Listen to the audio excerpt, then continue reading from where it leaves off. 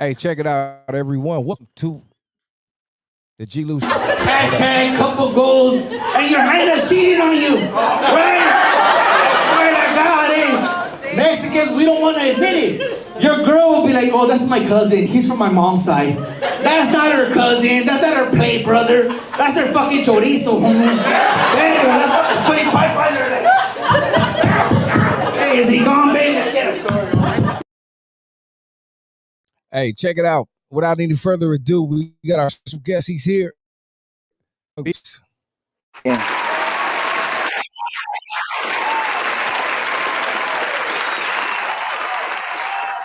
Yo, what up, homie? What's cracking? What's cracking? How you doing? Good evening.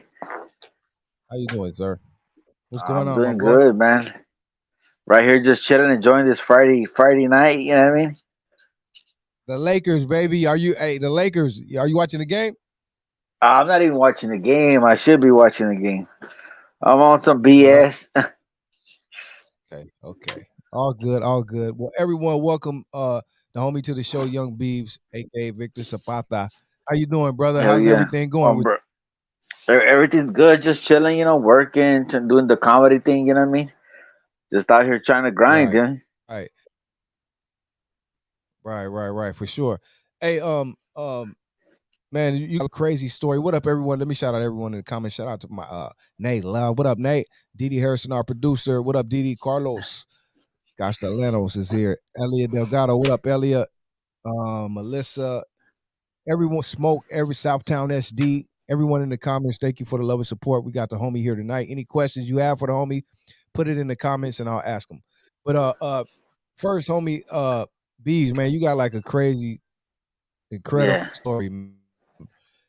But I just want to start off like just introduce yourself to the people for the ones who don't know. I know a lot of people. For the ones who don't, give yourself an introduction, homie. So my name is Victor Zapata, Young Beavs Comedy. I've been doing comedy for like say 3 years, give or take, right? But all my life I've been a gang member, and I just recently did the switch from like the K's to the stage type of thing. So I'm a perfect example of anything you put your mind to, you can do it. Right. For sure. Hey, before I want to go a little back and get a little story, man. Because first I want to tell you I first, got your story or was tapped into you with the homie Javier, the homie Cricket, right? Yeah. Shout out to my homie Cricket right there. Yeah, shout out to the homie, man. Of course, on there you did an incredible interview, went viral, and it just. But the story was incredible, bro. You know what I mean? Just to learn about what you went through, homie. You know what I mean? Not only being a gang member, coming up, but as a person, yeah, and coming up in the system, the odds you had back against the wall, green light at one time. You know what I mean? So many things, homie. To see you where you are today, always laughing and smiling, homie. That's got to be God, homie, or something. I don't know. You know what I mean? What you believe in, but tell us a little bit about that. You don't have to go into it all because a lot of people know, but just overall to come what you've come from, homie, to where you are like today. Give us a little bit of that. Okay, so pretty much what I went through was I started getting incarcerated at a young age, and just like most kids, we get misled. We end up going down the wrong path, making the wrong friends. Even though I made some good acquaintances and I made my homies and we clicked it like that, right? But people don't tell you what comes with that life. It's just people when they see that from the outside looking in, you think it's like an easy life and it's all like fun and games till it's just you sitting in the cell. So like when the first time I found myself in a cell like that, I was at a very young age, and I'll be the first to admit that it was hard for me. Being away from my family and being by myself. That's when you really have to like sit there and like figure yourself out. It's not easy. Right. Because on the streets you have your homies and it's different. When you there like a person, it's harder. You don't have nobody to give you that backing, nobody to be like, hey, go do this, or hey, do. It's just you. So I feel like my whole incarceration, it helped me find out who I really was. And at a Right. very young age, I found out that I believed in what was right, and I was gonna go against all odds at what was wrong, you know. And Right. I don't think it was a mistake, you know, because some people, like, before I came out with my story, you know, a lot of people knew about it, like in YA, and some people knew about it in prison and county. But people, like I said, wouldn't really talk about it because, you know, how I had been in prison and my status in prison. Like, just you know, because I was cool in prison, you know, like how we had that camaraderie, right? You wouldn't speak on a homie like that, right? But the reason why I came forward with my story was because there was so many kids that when I sat there in YA, you know, when I was in YA, I went through a lot of trials and tribulations, you know, and I seen Right. like a Right. lot of like gruesome shit happen, you know, to a lot of kids, and that's what made me come forward, you know, because I was able to overcome that. And you know what, no matter what happened, like I kept like sympathy for these people, you know, because a lot of these guys or YA, they had no remorse for these people. They would like beat them down, do all kinds of like shady stuff to them, right? But I didn't look at them like that. I looked at them like they were people. You know, I looked at them like they were like my friends. You know, like these guys would, like, a lot of the Prima Raza would like beat up on the cases, and I was there in the tables, and I would hear their problems. Man, they'd be like, man, like you know, the thing that got to me the most and why I came forward is because, you know, when you're in jail, right, your family goes to see you, so your family is always gonna be like, "Hey, mijo, how you doing? How's life? How's everything? Are you doing good? Do you have friends?" I would see a lot of the cases and the levas go to visiting, right? And they would lie to their Right. family. They would be like, "Oh yeah, you know, everything's cool. You know, Right. like I'm not having no trouble. Like, you know, I'm just gonna be out of here any day." But Right. I just Total tripped out how opposite. they would have to lie to their family, you know. Right. and, Wow. and I just, that's what really made it touch my heart, you know, because I felt like, dude, like if they were to ever really tell them the truth of what happened to them and why, like how they were getting beat up and raped and all kinds of crazy shit, like, you know, like I get it, you know, we're men, we're taught as kids, and especially like us as minorities, we're taught to say, hey, no weakness, right? But you know, Right. after a while, that shit eats you up, you know. So that's why I was like, you know what, I'm gonna come forward with my story. And I knew, you know, me being a person, as a man, as I grew up, I always would be like, hey, can I handle this? Is this something I could chew? You know how they say never bite something you can't handle, like more than you could chew, right? Right. When I came forward with my story, like I was hesitant because I started thinking of all the backlash I would get, you know, from my homies, from other people, just in general, right? But I started thinking about the good that would come from it. And I said, you know what? Like, I need to put my pride to the side. I need to put my ego to the side and think of the bigger picture, you know? And that's what I did, you know? And it's not easy, man, because, you know, a lot of people will be like woofing shit, like, hey, you know, and talking shit. But, you know, I ignore it. I Right. ignore it because I know it's for a bigger purpose, you know? Right. Hey, let me ask you this, man. I first I commend you, homie, and congratulate Yeah, you for thank you. I telling appreciate your you. story, brother. Thank you. But I want to ask you this, like you just said, you were hesitant and all of this. Not only what made you want to come out and tell your story, but what I respect about it too is also that you were truthful, homie. You were very truthful. Like a Yeah, lot of yeah. people are not gonna do that. You're gonna hear the story, but you're not gonna hear all that bad shit or that other shit. You're gonna hear all the good shit, right? And I Yeah, think yeah. Like he won all them fights. He knocked everybody out, huh? right, but you came with the real truthful, homie, the Yeah. good, the bad. Like, you know, what brought you to do that? And like you said, what was the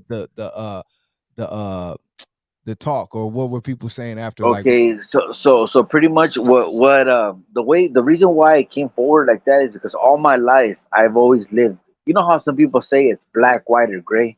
Like, right, to me, it's not like that. To me, life is black or white. And I started thinking, like, you know, like when I was a criminal, I was a criminal. You know, it was either all or nothing. You know, and when I came forward with my story, I started thinking like, hey, you know what, like I don't want to ever sit here and be like, hey, you know what, like I knocked everybody out, because it's a lie, you know. If you were in YA with me, you knew I was getting fucked up. Like I got fucked up a lot, you know, like a lot. But you know what? I know for a fact that I was getting fucked up, but I had heart. Right. and I stood up for what I believed in. You know, I wasn't gonna let somebody get socked out like that. You know, like there was a lot that was in my control, and there was a lot that was out of my control. You know, because I like YA is like a city. You know, there's cops, there's firemen, there's a bunch of things that are intact, and they all play in like a part in each other's everyday life, but you can't control one with another. You know what I mean? Right. Right. So to me, that's how YA was. You know, YA was a place where you could only control so much in just your space. You know, Hey, and would you you know my just briefly, not to cut you off? I just want to ask this: no, would you say, because I've heard so many, the YA stories and everything, it's closed down now. Would you say YA was I don't want to say the worst, but the most intense? Because you've been in the system 25 years, prison, all yeah, that, juvenile. Would you say YA? Could we go on record and say YA was the most like intense experience, or what? Where would you rank I would say this. I would say every facility has a different intense level to it, right? In prison, there's a lot of like different things that come with that factor, right? But YA is a place where it's just you. There's Wow. no hiding under no umbrella. It's Right, just right. you, you know. So if you're gonna get jacked, you're gonna get jacked. If you're gonna get stabbed, you're gonna get stabbed, you Whatever know. you got So coming is coming. yes, exactly. And I'll say one thing. You know, YA was, like I'm not a politician. I'm not. I don't even.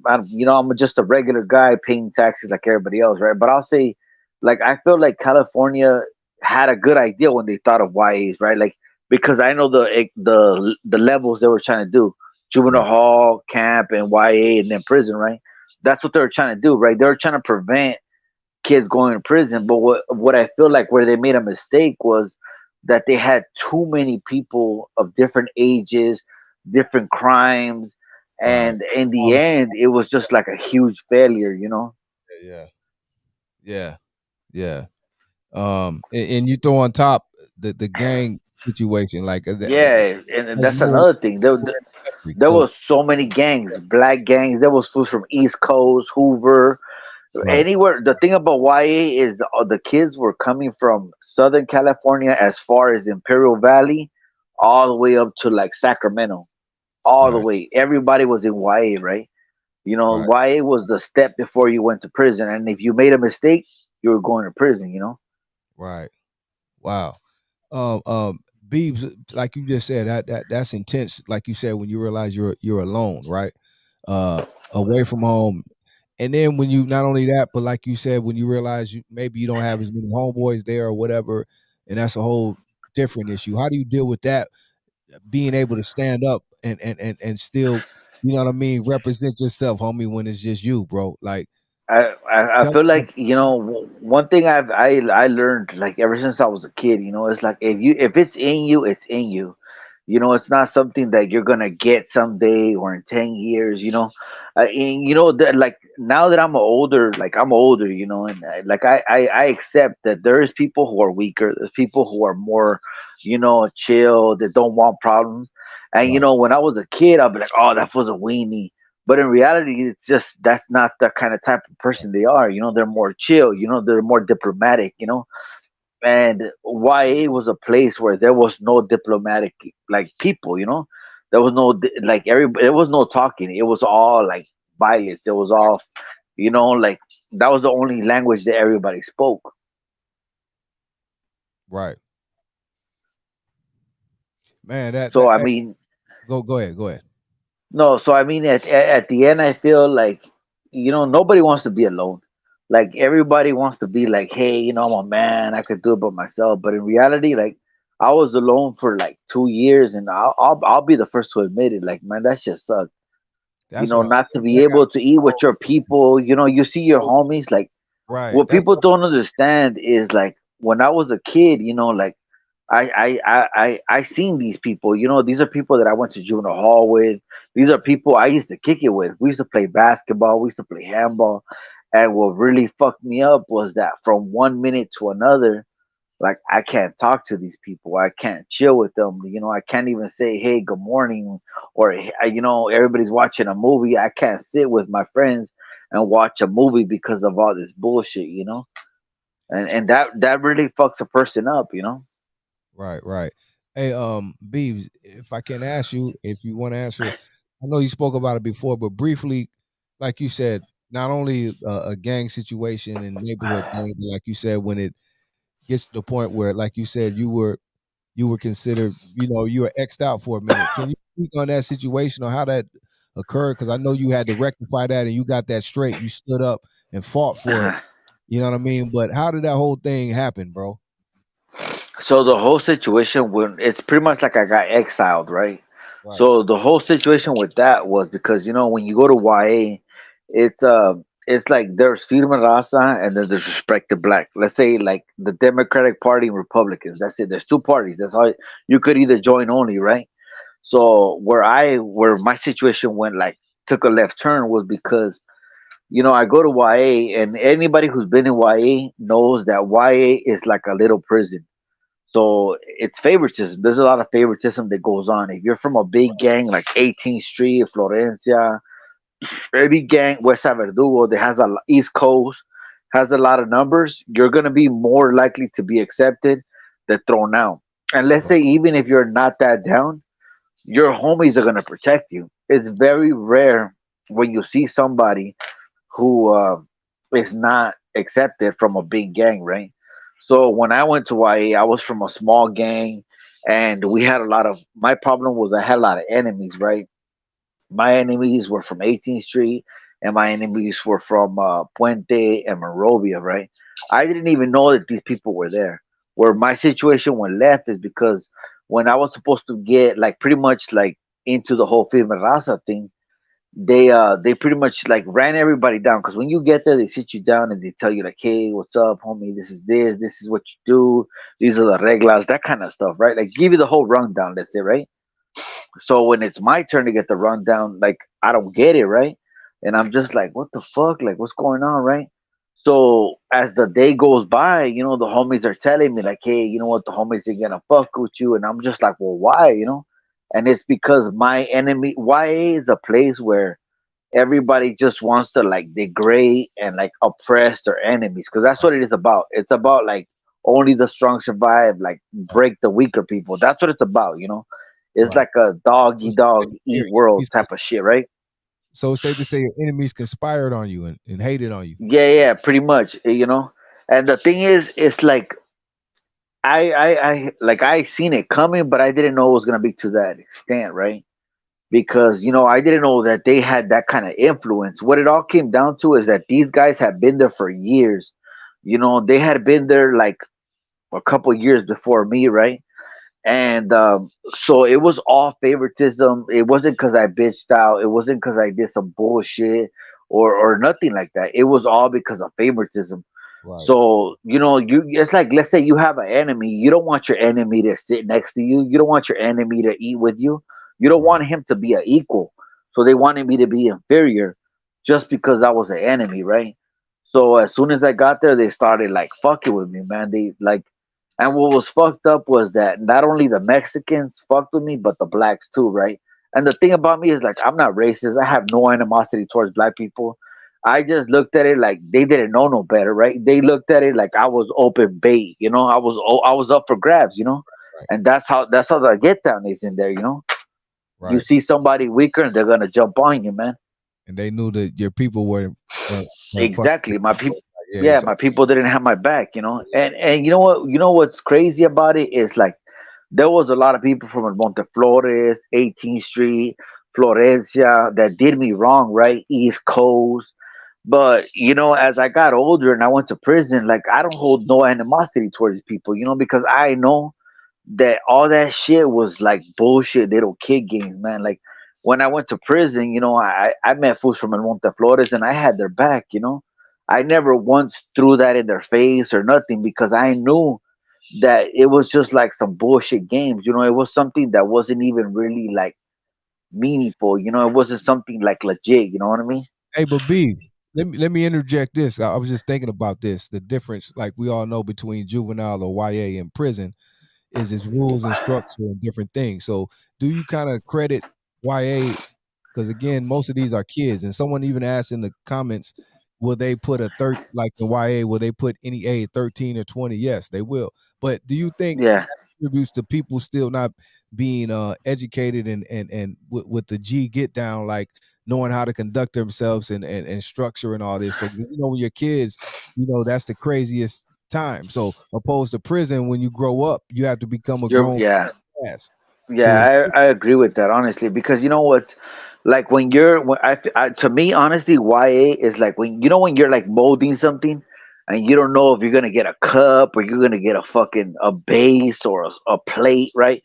To me, YA was like what's gonna make you. Either you're gonna be useless or it's gonna be something, right? And it gives you the basis and the foundation of what you're gonna be. Either it's not for you, you're gonna get out and you're gonna turn your life around and you're gonna walk straight and you're like, I'm good, or that's gonna mold you into a more hardened and cold individual, you know. And to right. a lot of people, that's what it did, you know. Yeah. I mean, it could break you. I mean, how is important is it even for you? Like you had to be a strong individual, but how is it for you, like, to come through all that and not break? You know what I mean? But to eventually even, uh, you know what I mean, come back and redeem yourself and come through all of that, homie. Like, how was that I, journey I, for you? I mean, it's hard. I'm not gonna lie. You know, there's a lot of days where like even when I was in prison, like I would see guys from El Monte, and I'd be like, man, like something in you wants to like to hold animosity, because I feel like it's in human nature to hold animosity and to hold hatred towards people. But I I thank God every day that I went through what I went through because it made me a humble person. Like it showed me the real ugly sides of people. Like Right, what people are capable of, not only as inmates but as staff, because there was a right, lot of staff that were fucked up to the kids too. right, And it just made me aware. It opened my eyes to different stuff, and I started seeing things beyond like what everybody sees. right, right. Hey, let me ask you this. What was the response like when you went through all of this, homie, and you come out, you get out, even coming back to your neighborhood, like did homies from your neighborhood hear about the things that was going on, like, or whatever? How did your neighborhood receive you when you came back from all of this, homie? So when I went to YA, the thing about the whole with the YA thing was when I first went to YA, like it was maybe for like a year or two that I was going through all this shit, right? And everybody thought that I was gonna break, right? But when they seen that I didn't break, they accepted me with like open arms, man, because they're like, yeah, that's the homie right there, that fool solid as Right, fuck, right? So I mean, they embraced me, and it felt good, right?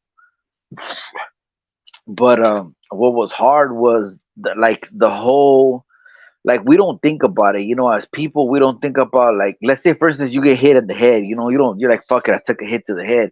You don't right, realize that one hit is gonna affect you down the line. And when I was young, I took all these hits, physical and mental.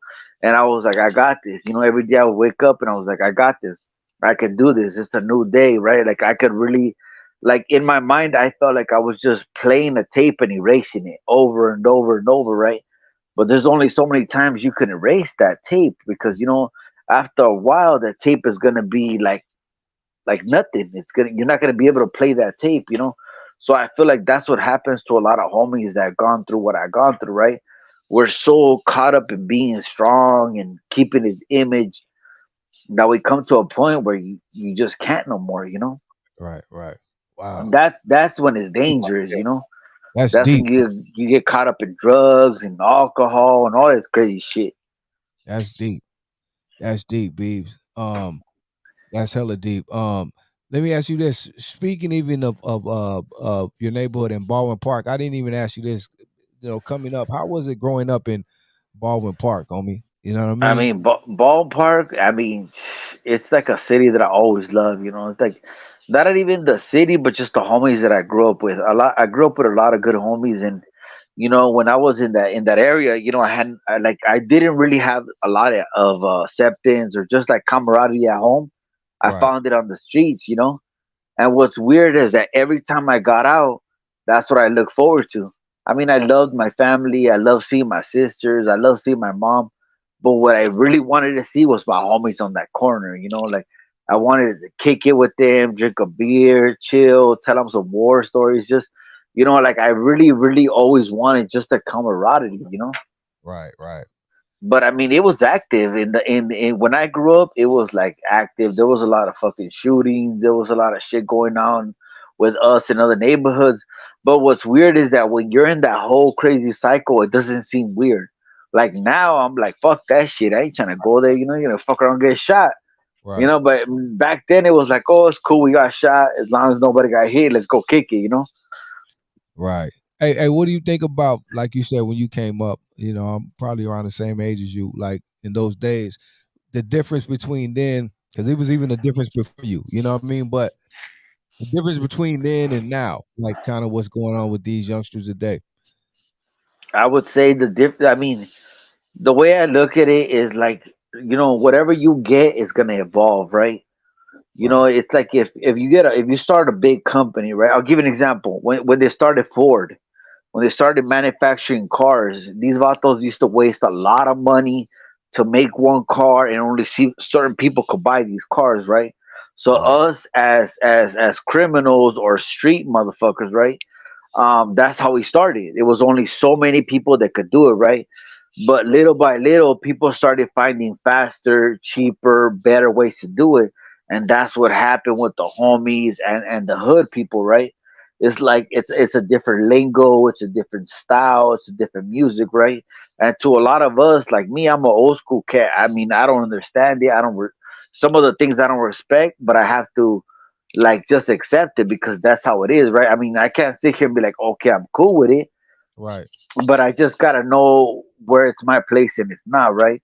And I'll say one thing that's different from then is now is like the respect level. I feel like there was more respect back then to now, but the thing is like we're living in a different era.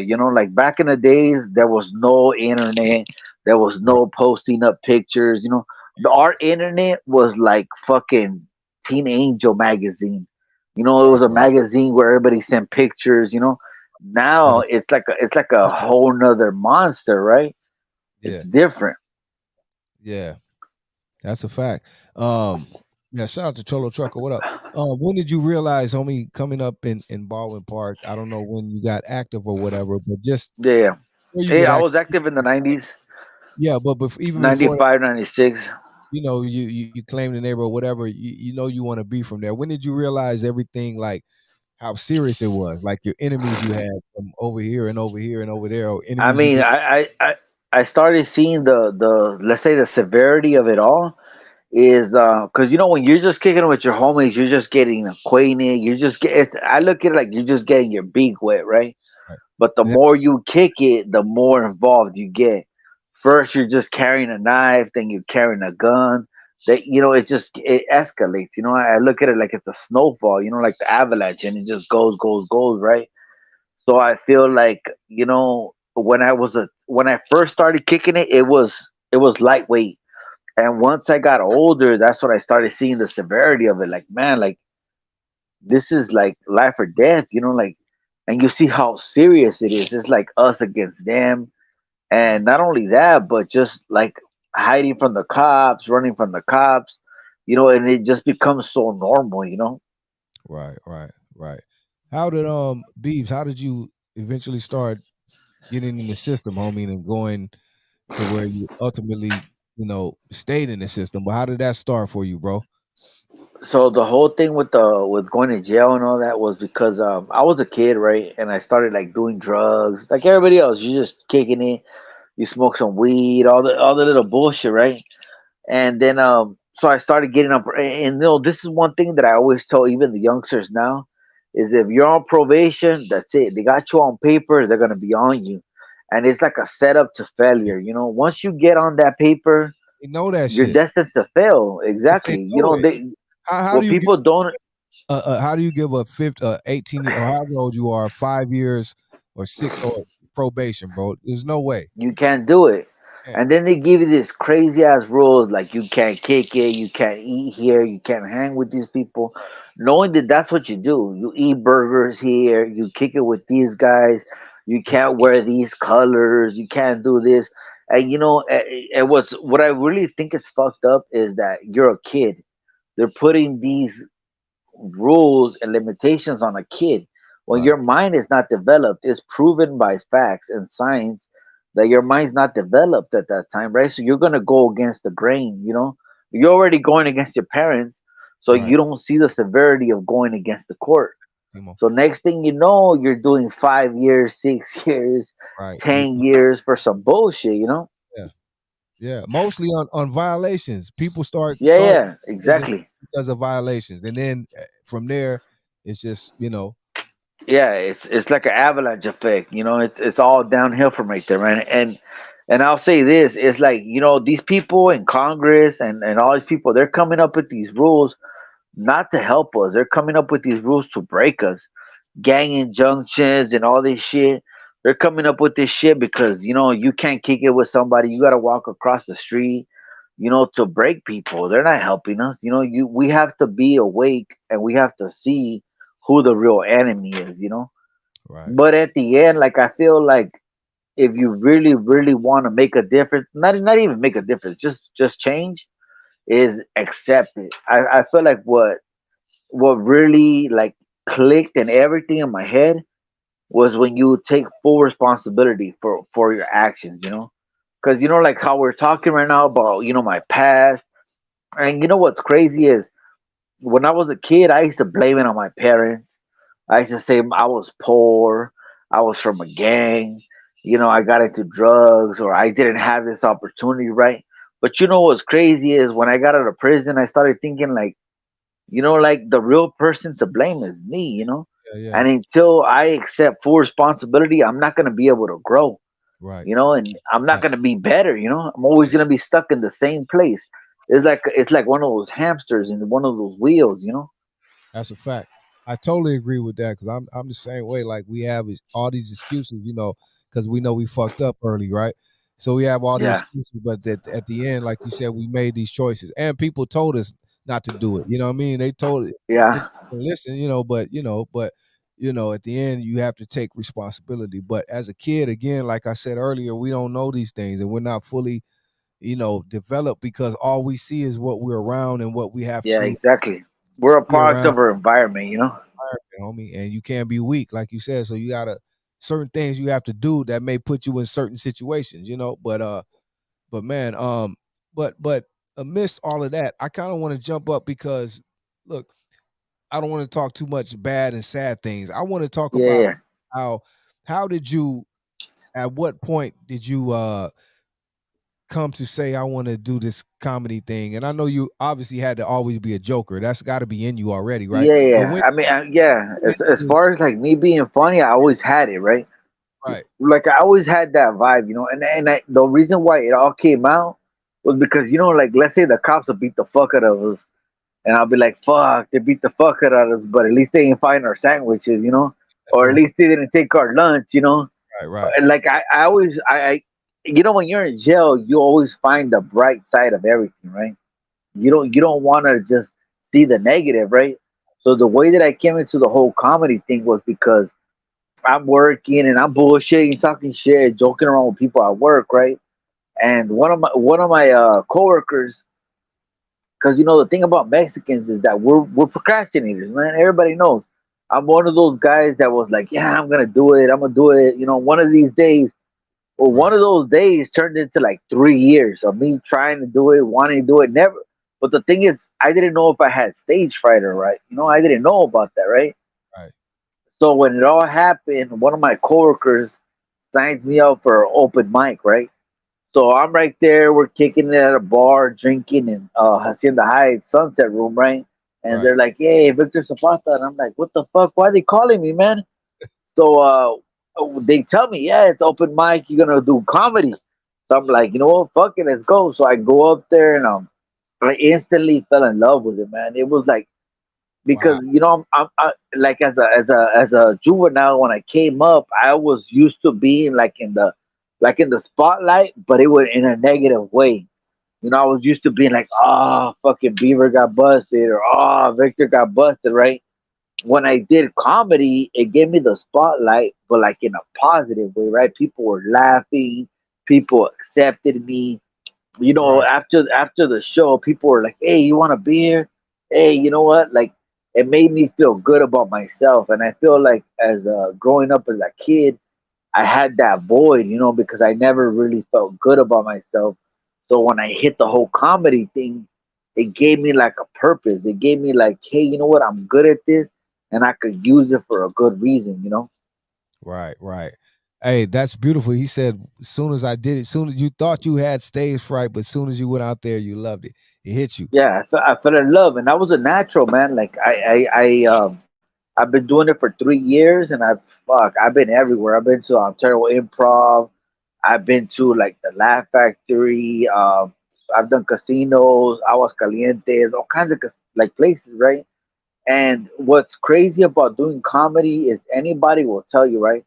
Comedy, you know, anybody who's not in the game or heard of it or been in it, man, that shit's worse than drug dealing, man. You know, because when you're a drug dealer, it's like, okay, you know, you could sit here and like, hey, you know what, you got this, let me give you this.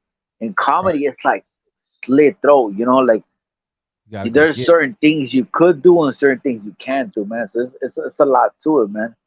Hey, Beebs, I was gonna ask you too. I'm glad you brought that up about that because I was gonna ask you. Denise said, "Do you still do comedy?" Yes, he does. He still does comedy, and we're gonna get to that too. People want to know when are your next shows and all that. We'll get to that.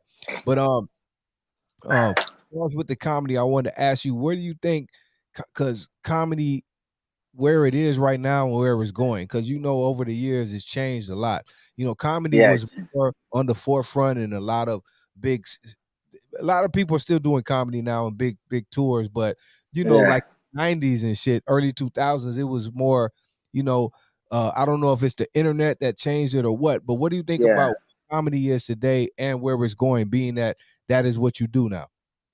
So I would say this. I would say, you know, it's like going to the movies. You know, why are you gonna go to the movies and watch the new Terminator movie, where you can sit at home and just rent it for $2.99 on Amazon Prime, right? Right. So to me, comedy is evolving. I mean, obviously, there's always gonna be like people who do like Instagram sketches and you know one thing about anybody who does sketches and these videos, I give them credit, man, because I've tried it and it's hard. You know, Right. because I'm a comedian and I can sit there and just shoot the shit like boom, boom, boom, boom, boom, right? And it feels good, right? It feels natural. But for you to sit there and do a sketch and pretend to be another person, that's a whole nother creature, right? Like Right. I tip my hat to them because you know that's like you got another skill right there. It's more it's almost like acting, right? But I would say in the sense where it's changing is like now you go to Instagram and you just start following funny pictures or Right. funny memes, you know, and you know everything is so easy and accessible to Accessible. us It's now, too you know. accessible. Everything, yeah. So they're not Yeah, looking to go find a good comedy show when they could just look on their phone and find some shit yeah, right. exactly. Why do you want to go to the comedy store when you could just watch something on your phone? You know, it's hard. But Right. I'll tell you this: when you go to a like, let's say you're watching like a skit on your video on your phone, right? But if you see somebody in person, it's a totally different experience. You know, I've seen people that have gone to my shows and they'll be like, "Oh, I love your videos on TikTok or on IG," and I'll see them like at my shows and they'll be like, "Bro, you're that was funny as fuck." And not only that, but they want to meet you. You know, they want to see you. They want to be like, "Hey, drink a Different. beer with Yeah. me." You know, I feel like yeah, it's cool. Yeah, yeah. yeah, yeah. It's cool like that. Yeah, that's the difference though that social media and internet can't give you Yeah, up they can. close. You know what I mean? Because before the internet, that's what you had to do. If you were in comedy, if you were in the streets, if you sold music, CDs, you had to hand and be in the face. Now it's a lot easier. It's a lot of think you know, a lot of people are more spoiled, even comedians. So what keeps you driven? What gives you then I'm gonna take a couple questions, but what keeps you driven knowing that all this is going on, there's odds against you and like, man, I mean, it's hard. I mean, I'm not gonna sit here and lie. You know, like it is hard. You know, but what keeps me driven is just the fact that I love what I do. I love to pick up the mic. I love to do shows, and know one thing that I've always wanted to stay true to is there's a lot of comedians, and this is a fact. There's only very few comedians that are like a homie, like me and me. There's me. There's George Perez. That's like mainly the only homies that I know, right? And Right. you know, when you run into the whole comedy thing, you know, there was people that used to be homies, and they'll change the way they look, and they'll tell you, hey, you know what? They're not gonna accept you, right? Right. You What did. motivates me to keep going Hey, is the fact that I want to break through, you know. And when I do break through, I want to break through as a homie. I want to look the way I look. I want to talk the way I talk. You know, I I don't want to change. You know, think like if you're personally, gonna love me, you're gonna love me for me. You know. and Beebs, I think personally, me personally, I think that's what as soon as they get it, that's what's gonna help you break through, and you're gonna be the first to do it that way. You So think so? because I was gonna ask you next, homie, how do you? I love how you still keep it. Gee, you're gonna be up there, you know what I Yeah, mean, with yeah. the, you know what I mean, your whole Long stilo. So socks, everything. Hell yeah, you know, because that's who I am. You know, I what's love, crazy is, yeah, there's a lot of people that like dress up as homies, and I don't knock them, you know, because that's your hustle. You're right, making motherfuckers laugh. But the way I look at it is like, give me an opportunity. You know, I'm a real homie too. Like, and I'm gonna work as hard, just as hard as you are working for it. You know, and if I'm not as sharp, I'm gonna sharpen that tool again. You know what I'm saying? hey, and I know the homies like how what's been the reciprocation. I know homies appreciate you too, right? Like Oh for hell keep yeah. right when they see you, like I'm sure they appreciate that, right?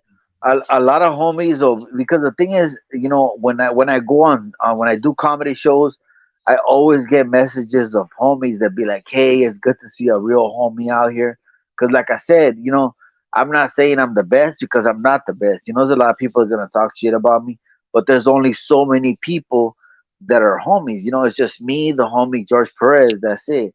Right. Everybody else is like residents, or they grew up with homies, and I don't knock them, you know, because comedy is it's a hard skill. You know, you could easily just bomb like this. You know, and you know, it's different with every crowd. You know, if you got a white crowd, black crowd, you know, it's different. You know, so it's like a craft. You know how they say you're a welder and you have to be a good welder.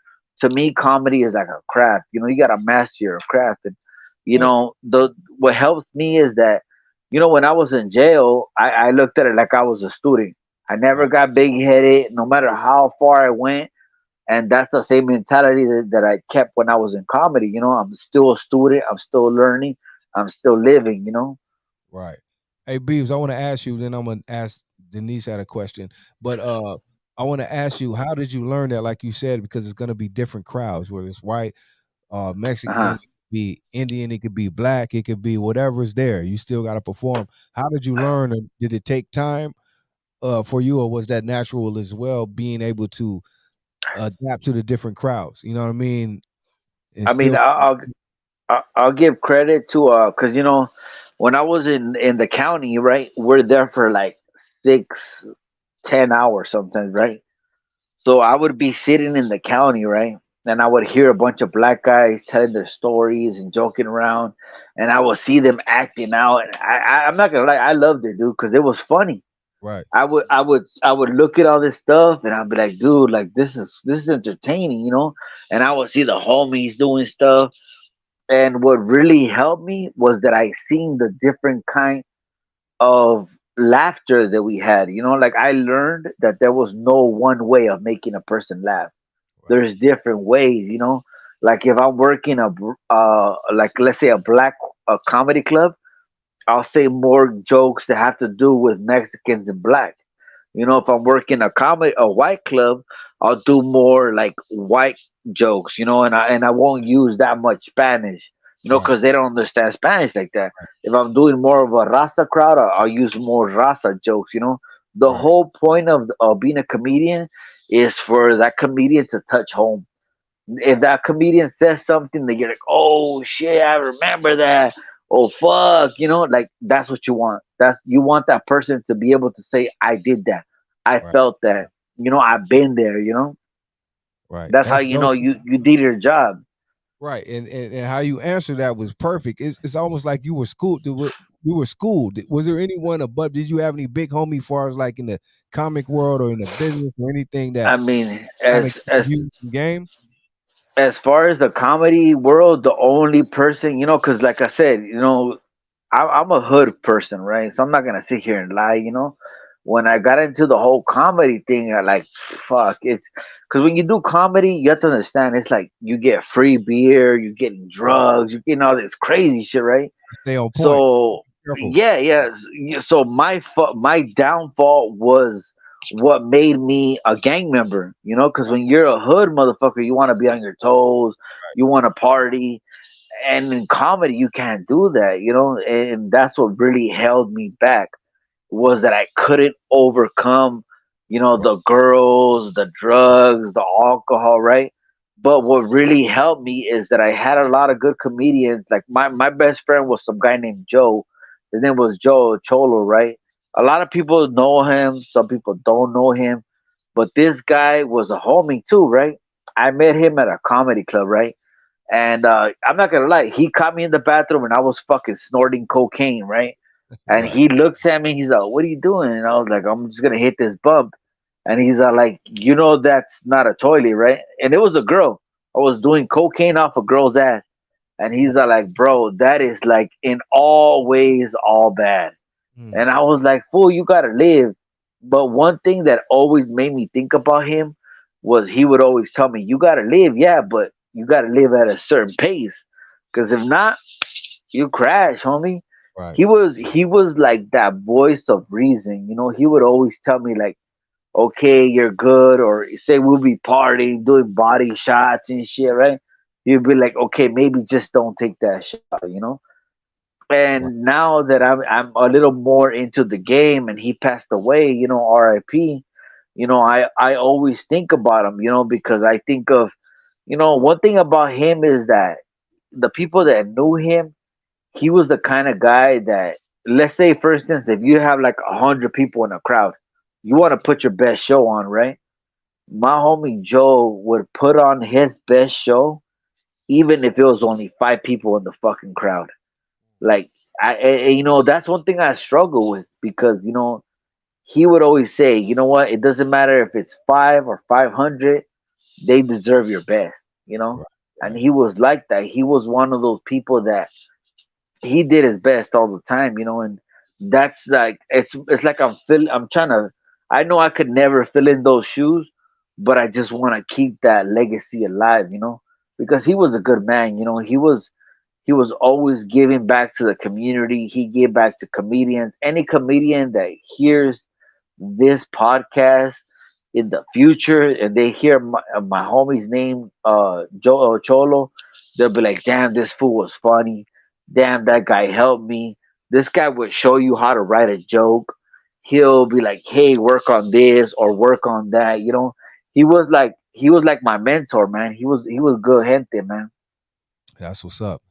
And it shows, man, because like I say, it seems like not only have you learned the game, but the ins and out, like what it takes and how the etiquette and everything you need to do, to make it in this business. And like I said earlier, I like the way that you carry, like you bring the whole stilo. You know what I mean? I think you Yeah. break through with that. You know what I mean? Once they really catch on, you know what I mean. You will be able to break through. So I love that you do that, homie. You know what I mean? The Yeah, socks and thank you. I appreciate it. Honestly. Oh even yeah. now, the new generation, it's like it's a whole different. You know how they. I'm glad that I just love to see homies still, not in skinny jeans and shit, bro. But I don't know. That's a whole different story, right? But let me Yeah. let me take a couple questions. Denise asked, "Are there a lot of cholos that come to your show?" Why do a lot of cholos come to my show? It do a lot of cholos come to your show, like your audience? I What mean, audience? I feel like I mean, depends what area I go to. Okay, I just did a comedy special in LA, and I'm not gonna lie, this was so I did my first comedy special in what year was it, babe? 2020 something. So I did my first comedy special 2021, right? My second comedy special I just did it in LA, right? And what people don't understand is like I used to sell drugs, right? And These like comedy is harder, dog. You gotta Right. be out there like hustling tickets and shit, right? If you don't hustle these tickets, they're not gonna sell themselves, right? But one thing is that I give thanks to God and I give thanks to myself because I'm not gonna lie.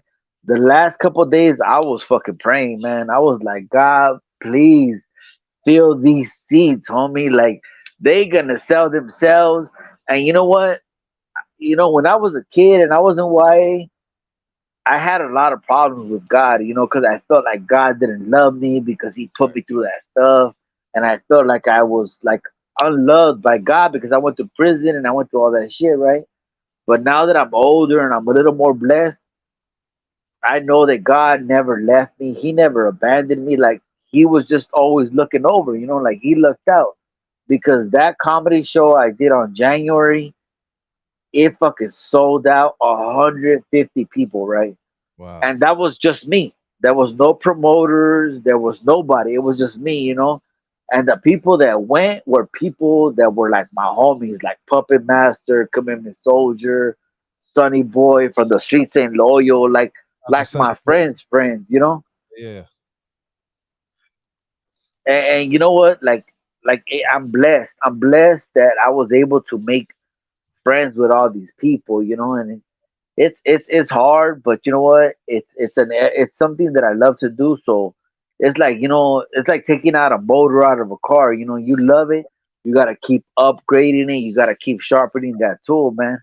Right. Right. But I mean, as far as that question, it's like there is gonna be a lot of homies that go because that's the kind of comedy I do. I do homie comedy, but I feel like not only homies could enjoy it because there's a lot of cops. I've done shows for cops, Oh all wow. cops, right? Yeah, all cops, and they laugh their ass off, right? Because I got a joke where I'll be like, I'll tell you guys a joke, right? So I did a show and I'm in Adelanto, right? And it's an all sheriff convention and I was like, hey, you know what? I don't know if you guys remember me, but I'm pretty sure I look familiar to some of you vatos, right? And they'll be like, no, not really. And I'll be like, let me turn around and squat and cough 3 times. Maybe that'll refresh in your motherfucking memories. And the cops just lost their shit, dude. They were Wow. just laughing because you know what? The kind of comedy I do is because that's something that's real. The Right. cops do make us turn around, squat Right. and cough and spread our cheeks, but I'm making a joke out of it, right? So I feel like that's funny, right? Because you know, my comedy is like something that we don't want to talk about, but I feel like it needs to be talked about. Right. Somebody needs to talk about that. So I mean, hopefully I'm that somebody. I love it, bro. I'm telling you, you're gonna break through with what you're doing, and the whole get is just gonna take a little, however long it's taking for the people to catch on. But when they do, you know, I think it's gonna take off. Me personally, I Yeah, love it. thank you. No, I appreciate it. I appreciate it because some people they don't really appreciate it. But I don't mind. The thing about me is I've been in jail, so I've been against some real odds. So when I see these trolls talking shit on my comments, I just be like, fuck them. You know what I mean? I don't really be tripping on that because I've overcame so much. Right. And one thing that I give thanks to being in jail is like I'm not the kind of person that's gonna take no as an answer. I'm gonna keep going at you. So Right. the more that these people tell me no, is the more that I'm gonna keep knocking. Right. Hey, the homie Cholo Trucker asks, do you feel censored on what you can say and can't say during a comedy show? I mean, I'll keep it 100, right? There is a lot of censorship on what you can say, but the way I look at it is like I just say it, though. I've been thrown out of a lot of clubs because Oh of different reasons. I've been thrown out, like get the fuck out, you yeah. know. But the way I look at it is like I'd rather get thrown out for what I believe in than stay there and be fake. I want to be real. You throw me Right. out, that's fine. I did a show at the Planet Hollywood in LA, right? And it's some comedy club out there. And I go, right, and it all had the only reason why I got thrown out is because I'm saying a joke about a hotel, and you know how people be like, "Hey, you know what? It's a nice hotel, right?" So I said, "Hey, you guys got nice hotels where you guys can go get ice." And I was like, well, in our hotels, you guys could go to our ice machines and on the way back buy some crack. And that's what I said. But I only said it because it rhymed. On the way back buy crack. Right. Right. So at the end of the show, one of these white guys pulls me over to the side, right? And he's like, "Hey, can I get some crack?" And I was like, "Hey, homie, like it's a joke. Like I'm not Right. really out here selling crack. I mean, like it's a joke." So the promoter got so mad because all these people started asking about crack. They fucking threw me out. They banned me. I could never go back to that club, right? And another time I got thrown out because I'm doing a show for the people from Scientology. The Mel fucking what's that fool's name? Big Tom Tom Cruise. Cruise. Tom Tom Cruise. Cruise, yeah, yeah. So I'm doing a show for the Tom Cruise people, right? The Scientology, right? And it's deep. They're deep as fuck. I pull up to the to the spot, right? And it's a Melrose, and I dress like a homie. I got like 2 shots in my pocket and shit. I'm Right. I'm ready to party, right? So I go Right. in there, and right before I go up and I do my set, they're like tripping. They're like saying all this shit, and I do my set. I say a joke about Tom Cruise, and oh my god, they lost their shit. They're like, you can't talk about that because it's like religion, right? And so Right. right when I'm leaving, I'm like, you know what? I was like, fuck you and fuck Tom Cruise, eh? They fucking lost their shit, dude. They got me. I'm not lying. They got me and they threw me in a little security shed. And I'm like, my boy, like this is not even a jail, dog. This is like a little hut. Like I've been Right. in real jail, fool. This shit ain't nothing. This, but I never was able to go back.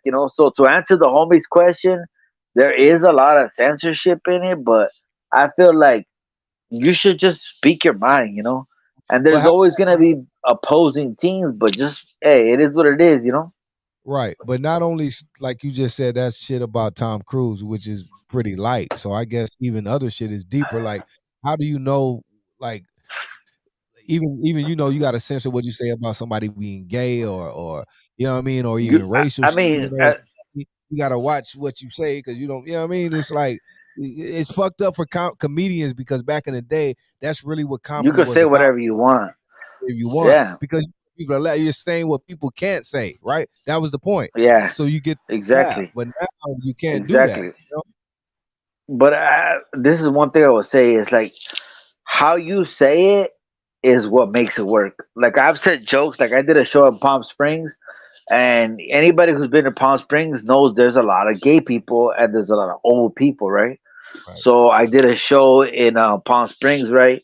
And I'm the only fucking gang member in the crowd, and I said a gay joke. I said a gay joke, but the way I said it is what made the crowd not really hate me, right? The way I said it was like, hey, you know what? I feel like gay people and cholos are alike, right? Like I gave a similarity. I right, said, hey, you know what? Like, gay people dance funny. Cholos dance funny. So I gave a similarity, and I said, gay people talk funny. Cholos talk funny too, right? And then to end it, I said, hey, whether you want to admit it or not, you know, gay people have had foreign objects in their ass, and so have cholos. Because when you get a prison, you got a hooper right, scooper, right, it's foul, but it's funny, right, and people were laughing. All the gay people were like, "Oh my god, that's so funny," right, and because I made fun of myself, but I right. also made fun of It's, you. So I feel it's like how that's how you present it, you right, know. right. Right. Yeah, I get it. And I love how you mastered the game, homie. Like you've been a student of the game, obviously, and you've learned this shit, right? So I respect that. Let me see, the homie Pomona Soul Sounds, what up? He said, ask him if he messes with people that sit in the front row. Like if someone's in the front Yeah, no. like, in the crowd or what? Yeah, because the thing is, I've seen a lot of big people like do a lot of crowd work, and sometimes I've done crowd work because what he's talking about is that crowd work, right? When you like look at crowds and be like, "Oh, girl, what happened with them chocolates?" Like, damn. But it's a good tactic, but it could backfire on you, right? Because they say, for instance, if you pick on a girl and she has these chanclas and they don't fit and it's all bad and her patas are ashy, but her fucking man is drunk and he's gonna start heckling the shit about you, like it's all bad, right? So, I try to stay away from crowd work because, like it's a hit or miss. You might have a good time or you might have a real shitty time. So I Right. would rather, like me, my kind of comedy is I always make fun of myself. I make fun of situations that happen, I've seen, or things like that, because if you do crowd work, it's like you're taking a risk of some shit just popping off, Right. or you Yeah. losing the crowd, because people be like, oh, I don't want to do that. So it's Right. like the audience is there to give you energy because any comedian will tell you, you could be the baddest motherfucker in the world, but if you don't got the energy of the crowd, you're nothing. That's what fuels you. That's what gives you, that pump. Right. Right. Yep. What is so you've been doing this a few years now. Like, what Like has 3 years. It's my third year, yeah. and you've been touring like everywhere. Where's been the craziest place that you've been so far that you remember? Like, man, I couldn't believe that shit. Like, I was there, or what happened, or whatever. Okay, so the craziest place I've been to was I did a show with my homie Joe Cholo, right? And there's a Right, bar called the Gardens Bar and Grill in like Pico Rivera, right? right, And anybody who's been in that bar knows that it's all homies, right? It's all homies. So I go in there and there's a bunch of homies and I'm like, hey, how you doing, my boy? Like keeping the respect, like, hey, how you doing? Ooh, whatever, right? So when we go up there and we do the comedy, right? We're just hitting them, pop, pop, pop, pop, right? But my homie gets off the stage. I go up and there's a true story, right? We're dancing because there's like a club after, right? Like a bar and grill. right. And this one girl like just bumps another girl and then just shit pops off, dude. All bad. This girl just fucking hits this girl, titty pops out. It's all bad, right? Right. My homie doesn't have a leg, right? So my homie's leg is like halfway off his leg, and I'm like, holy shit, because he was an amputee, right? So I'm moving him. This girl, it just turns into a whole bar fight, like a crazy ass fight. And you know what I mean? We just left. Like I was just like, fuck this shit. You know what I mean? Because it's like it happened so quick. You could go to the swami and then boom, you're Right. dancing to a song and it's all bad, man. But in comedy, that's the thing. People are gonna get hurt. People are gonna get feelings. You know what I'm saying? Like I did a show in Riverside. It was me and my homie Joe, and somebody threw a fucking bottle on my homie Joe, right? And that's back then when I first started doing comedy, and I was still like a knucklehead, right? So that fool Right. threw a bottle on my homie, and I was like, "Oh, son of a bitch!" I get the bottle and I threw it back, right? Next thing you know, we're boxing in the car show. But as you get older, you're like, "Man, I'm cool. I ain't trying to do that shit. I ain't trying to go to jail for some bullshit." You learn to Right. like you learn to just be like, hey, you know what? Because everybody's drinking, everybody's chilling. You have to be like, okay, let's keep the like. You have to like switch the energy. Like I feel like if you're a comedian, it's your job to switch the energy. If the crowd's going south, you gotta help them go the other way. You know what I mean? Right. Right. Right. I agree. And again, like I said, man, it seems like you won the game. What do you see? Like, what would be your like? I don't want to say dream like thing to do, but like, where do you want to go? Like, what would be your where you could say, man, this is where I want to be, like far as in comedy, like big tours or like what where do you want to take your comedy to? What level? I mean, my comedy dream is to, because when I was a kid, I used to watch Que Locos, which is like George Lopez, Emilio Rivera, all these guys, right? Giver Escavez. I met a lot of these guys that now, and like they were early on into that, right? So my dream would be to like do something like that. Paul Rodriguez, George Perez, they did like Kings of Comedy. My dream would be to be part of something like that for our culture, for our raza. But my ultimate dream would be, because the reason why I'm sharing my story is because you see all these comedians like Kevin Hart, big comedians, Dave Chappelle. We don't know the backstory. Mm, You don't hear the story behind these big faces, right? right. I shared my story, and I'm sharing this, because I want you guys to get the whole picture. Like, I want you guys to know this is where I came from, this is where I'm at, and this is where I'm going. Like, my ultimate goal is because now I just wrote a book. Anybody that's listening to this, shout out to everybody on the stream, on the live. I got a book. It's called Misled Kids. I just finished it. I'm actually in the works of publishing it. That's It gives you like a more in depth, um, like a look into my life, into when I was in YA, people I went through, like obstacles I went through, people I met, all that crazy shit, right? And my ultimate goal is to, like, because I love comedy, I want to keep doing comedy, but I also want to right. be a motivational speaker, because I feel like Right. it's my calling to, like, talk to the youth, because there's a lot of Right. little homies that are in juvenile hall right now, or not even little homies. Let's say there's people that are in college. I want to go Right. to a college one day, and because when you go to school, you're searching to be a somebody, right?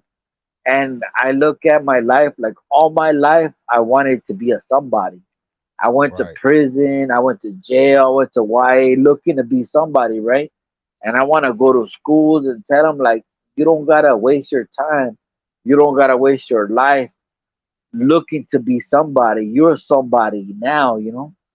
You are somebody. You're a father. You're a son. You are somebody. Like, I want to be a motivational speaker. That's, like, I want to be able to hold speeches. Like, when I'm at work, some people listen to, like, music.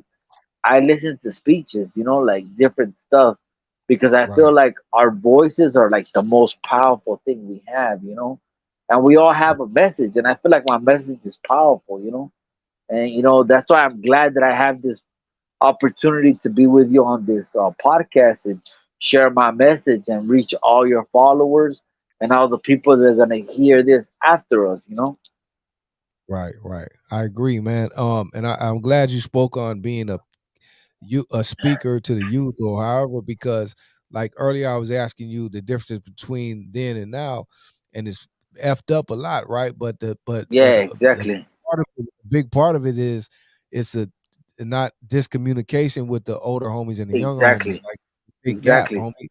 You know what I mean? Yeah, I think it's, problem because the youngsters aren't being raised right, homie. So sometimes it's I up to agree the with you. homies to step in, but a lot of the homies, Exactly. have different lives and not, whatever the case, you know what I mean. But that left these young homies out with no Running guidance. So wild. now They're running wild. running And wild. you know what? But I agree with you. You can't blame nobody but yourself, because we left them out here running wild.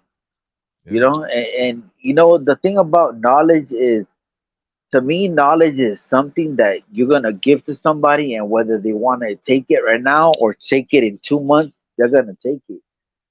Because they're gonna be like, "Damn, this is something I can use. This is something I can help me here." right, And it's how you send your message. Because there's a lot of people be like, "Oh, it's like turn or burn." Nah, it's when the person's ready, and you just tell them straight out, like, "Hey, you know what? I've been there. I've sat in that chair. I've proved myself, but what did you get out of it? What right, what are you proving? right, You ain't hurting nobody but your family. You're wasting years. And the thing about it is, like, the system is not it's not for us. It's against us. When we realize that, that's when we're really gonna be able to make a step forward. right. I agree. And I want to ask you because you spoke about wanting to get more involved with speaking and talking to the Yeah. kids. How do you plan on, like, when do you see that trying to make that happen, or how does that happen? Because I know, how do you go about making that happen? Okay, so the way that I want, because, like, my mind is like, I just want to make it all, like, land together, right? So the Right, way I seen it was because I'm a criminal, whatever, right? And I'm going through these things, and I'm like, you know what would be like? I got into comedy, right? So I'm seeing this outlet. It's like light at the end of the tunnel, right? But let's say if I go full force all the way, right? I've never been the kind of person to just help myself and just shine light on myself. I always been the kind of person to bring the next man up, or just to lend a hand, right? So I said, hey, you know what? I have this outlet. I have something that can like a voice, a platform, So I Right. said I could either use it for positive or I could use it for negative. So I started thinking, what would be really crazy? If I gave people 100% outlook of how I came from here to there, and give them the blueprint of like you could do it. Because I've been a kid. When I was a kid, people said that the only thing I could accomplish was go to prison. My family said, "Hey, you're no good. You're only gonna go to prison. That's all you are is a jailbird." But here I am now, doing better, living good, getting sponsored by people, and it feels good, Right. because I could turn it around, right? So the way that I feel like it's all gonna go intact is because comedy was my outlook where people give me a different look, right? But where the motivational speaking and me talking to people goes in effect is where, you go to colleges, you go to schools, there's kids, there's always gonna be gangs, there's always gonna be drugs, there's always gonna be troubled youth. So if I could go in there and say, hey, you know what? I'm a successful comedian, I'm an author, I'm a father, I'm a good public figure, because us as minorities, we don't have really that many good public figures. We don't have Right. that role model, right? So if you see somebody, who's been through what you've been through, who's been in jail, who's been on drugs, who's picked up hookers, who's done fucked up shit, you're gonna be like, damn, I can relate to that guy. So I just want to give the kids something they can relate to, and something they could be like, hey, you know what? I don't gotta do all this, or you know what? I don't gotta waste all my life. You know what I mean? Because I wasted a lot of years. If I would have had Yeah. like somebody that I could see or look up to, maybe I wouldn't have wasted so many years. But I Right. Right. didn't. Right. I agree, But I, bro. I see it. I see it happening. I see it happening. Maybe like in the next year. I mean, because my book was a dream, and the mind is powerful. Anything you think of, you can manifest. Your mind is the most powerful weapon you have. And you know what? I thought of my book, and I dreamed it, and I did it, and here it is now. In a couple of weeks, it's gonna be published. Yeah. So it's like anything. I'm proof. Anything you want to do and you set your mind to, you can do it. Yes, sir. Yes, sir. And let me ask you this, Beavs. We'll get ready to wrap it up. I ain't gonna hold you too late. But speaking No of worries. comedy, being that you're a comedian, do you have any, say, like a top three, top five, or whatever, like comedians that you respect, old or new, whatever? Okay, so comedians that I like really like, or like Yeah, you say. like a top Oh, five or some shit, like who's your best? okay. So my favorite comedian, I would say Dave Chappelle. I love Dave Chappelle, right? Yeah, okay, Um, Second is Darnell. What's his name? Big Darnell Rollins. Donnell Darnell Riley. Yeah, Rollins. yeah, Ashy Larry. That was fucking funny as fuck, dude. I seen that shit. I seen him live. Funny as fuck. Third, he. I mean, I would say it's like not even third, but it's like, because this is a crazy story, right? But before we leave, I'll tell you this, right? okay, Um, the reason, the one of the main reasons why I got into comedy, right, is the reason why I even like thought about it is because I went to go see the homie Felipe Esparza at a comedy show, right? And he's a homie. He grew up hood, right? Saying all this crazy shit, right? So I paid for a meet and greet with Felipe Esparza, right? right. So I go backstage, I buy a T-shirt, all that bullshit, right? And I tell him, and I was like, "Hey, fool, like I want to do comedy," and he's like, "Who?" And I was like, me, I want to do comedy, dog. Like, you think I could do it or what? And he's like, that would be funny, because you're like a homie. Like, people are supposed to be scared of you, but you're gonna be funny. Like, that's funny. Right. Like, so ever since then, he gave me like that little push. So I will say that's really what like pushed me to be there, like to do it. And now to see the way, because I've already gone to like 3 4 of his shows. I always support, because I always owe him that little extra boost. Right. So I Just would say, Dave Chappelle, Donna Rollins, Felipe Esparza. I mean, D-Roll Davis is funny as hell. Um, that's probably it. I mean, I like some of the other stuff, but the thing about me is like it's hard to make me laugh. Because right. when you're a comedian, you're like listening to the people. Right. Listening to the jokes. But I mean, I love comedy, and my respects to anybody who does comedy because it's a hard fucking job. It's not easy, no. I was just in jail in 2019, right? And I got busted, and I was a comedian. And Right.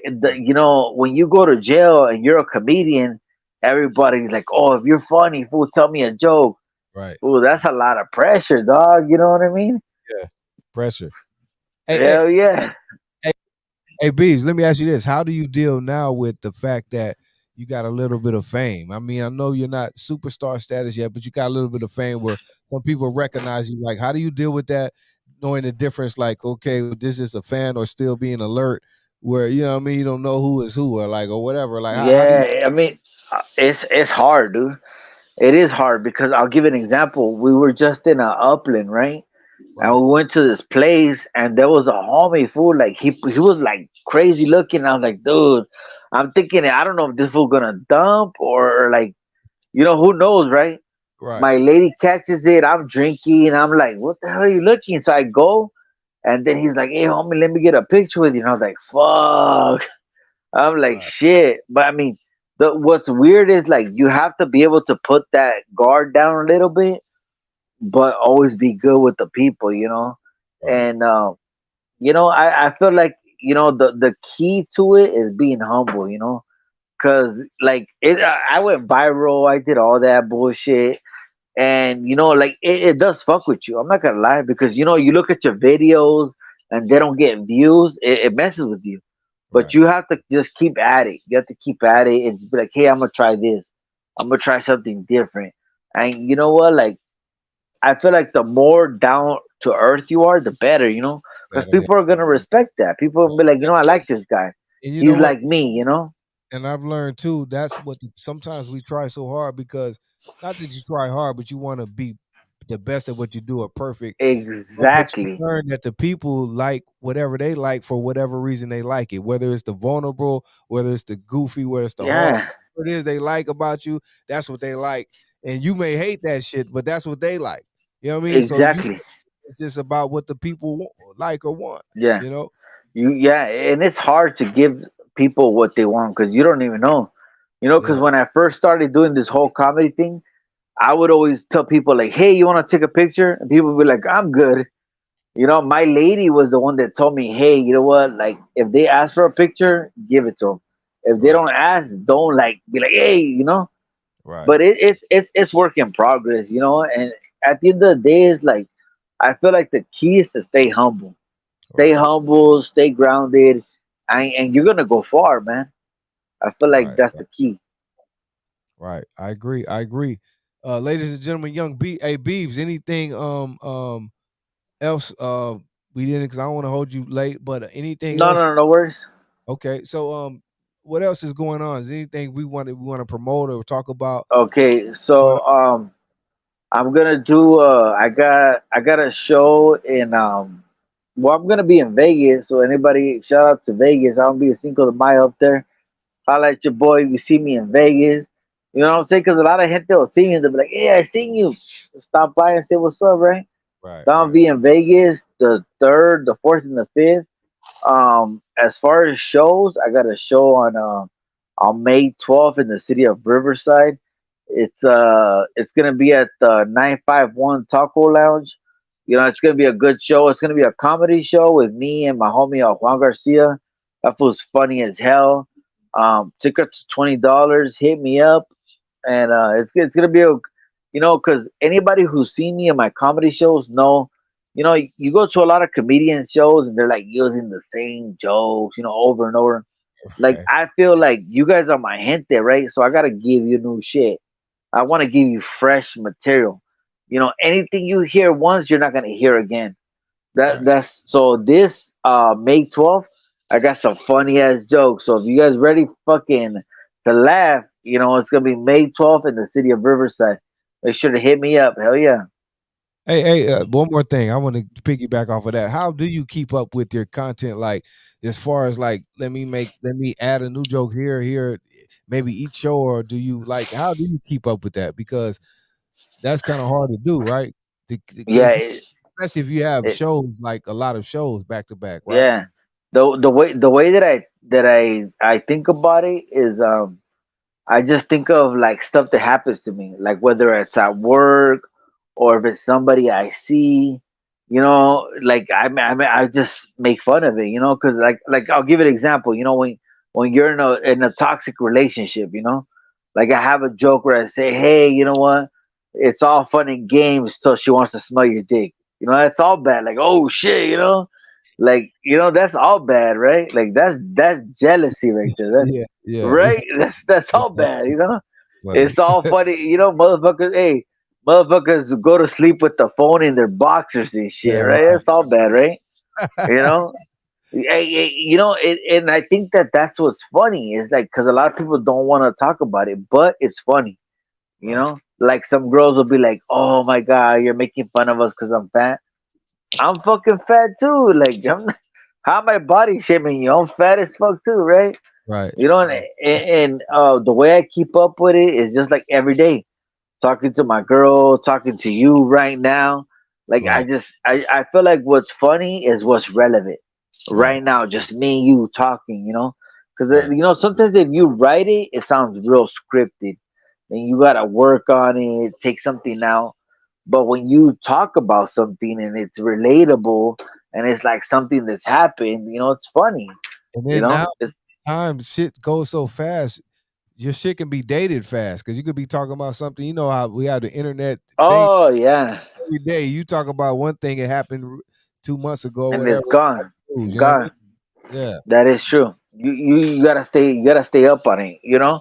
But I feel like as long as you keep the same factors of like you, what you know, you look at your crowd, whatever's funny, relationships, or you know, it's gonna be funny. You know, right, you just gotta find that niche.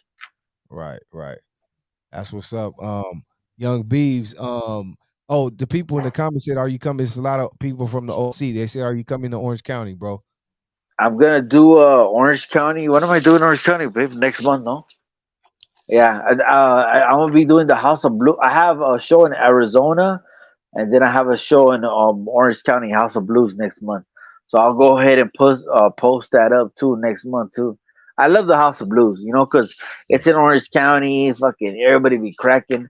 You know, that's the last time I got busted. Orange County. I gotta always show love to Orange County. Hell Orange yeah. County over. Like everything be popping out in Orange County now. Everything. I swear to Food, God. Yeah, the oh, food, the girls, they're prettier. You know, they say the girls are prettier in Whittier, but they're prettier in Orange County. You know what I'm saying? shout out to Orange County. Yeah, Yeah, hell yeah. shout out to Orange County. So yeah, Young Beavs people, everyone, thank you, Beavs. Anything Thank else you. No, you want to put out there we didn't speak about? You want to anything I missed? Anything? nah, thank you. No, thank you for having me on my show, and I mean, thank you for having me on your show, and I mean, for just being able to say just voice my message, and Right, just be able to just tell people, you know, because like the whole point of it is to tell people that you know you could go from the slums of being a bum to just being to where you are. You know, everything's possible, man. And just my thing, if you don't hear nothing from this message, is never give up on your dreams, man. You know, right, because when I was a kid, I had no dreams. My dream was to be in prison, and then here I am now. You know, like right. making people laugh for money. You know, I'm over here telling dick jokes, and I'm getting paid. You know what I'm saying? That's Hey, cool as fuck. the biggest That's thing the best job ever, homie. that's the biggest thing I took out of this story, where you came from to where you are now, and see you always Yeah, like man. smiling. Yeah. Don't let your fucking past determine who you are, man. Serio. Yeah. Hey, one more thing, Beavs. Speaking of where you come from in Baldwin Park, I want to ask you full circle now. How is the love? I know you moved, but how is the Yeah. love from your city? And would you love to do maybe in the future, like come back, and be able to do a show for your city, bro? I would totally love to do a show for my city, man. I love my city. I love my people. Whether you black, Mexican, I feel like we're all the same, man. We on the same boat. Right. Like I feel like we have the same struggles. We're both rocking Raiders. We on the same shit. But I would totally love to do a show. I've done some shows in ballpark, but I would totally love to like do a big show, just Yeah. everything comp, just us and the gente. That'd be cool, man. Right. Yeah. I'm good. I wanted to ask you that, man. And shout out to Baldwin Park, but Hell yeah! Shout out to everybody, man. that would be big, homie. But again, thank you for joining my show tonight, coming through, bro, and being Thank open you. and sharing your story. Always, Incredible, homie. Much love and respect I appreciate always, it. Beavs. Yes, sir. Young Beavs, y'all go Yeah, follow him thank right you. now. He's YouTube channel, and he has an IG, Young Beavs Comedy, right? That's the IG Hell Beavs. yeah. Yep. Young Beast comedy on IG, TikTok, and Facebook. Even though nobody uses that Facebook no more, but it's still out there. All right. It's like that Moco space, Young Beast comedy. That Gonna part. hook up with some fucking cholas right now. That part. Yeah. Thank you again, brother. Hey, have a good All weekend, right, big homie. dog. You too, big dog. For sure, for sure. All Peace and right. love, everyone. Yes, sir. That's the homie Beebs. Once again, we had a great show. Everyone, if you missed anything, go back and check it out. We'll have it up in a minute. Shout out to my producer, DD Hairston. Tomorrow night, make sure you check out Conversations in the Hookah Lounge with DD, Long Beach, La. And then on Sundays, we'll be back for Oldies Rule Forever with me and the beautiful Nate Love, rated #1 on Sunday night. If you like oldies, make sure you're here Sunday night, please. Okay. Shout out to Denise Castillo, all the ladies in the OC. What up, Orange County? Shout out to Nate Love again. Thank you, Nate. Themo, Hyper, the homie Rich. Who else was out there? Shout out to the homie Dusty Vision TV. Go follow his channel. Everyone who tuned in tonight, I can't keep up with all the names. Shout out to the house, Cholo Trucker. Everyone who tuned in tonight, thank you for the love and support. We are out of here. Have a great night. Peace and love.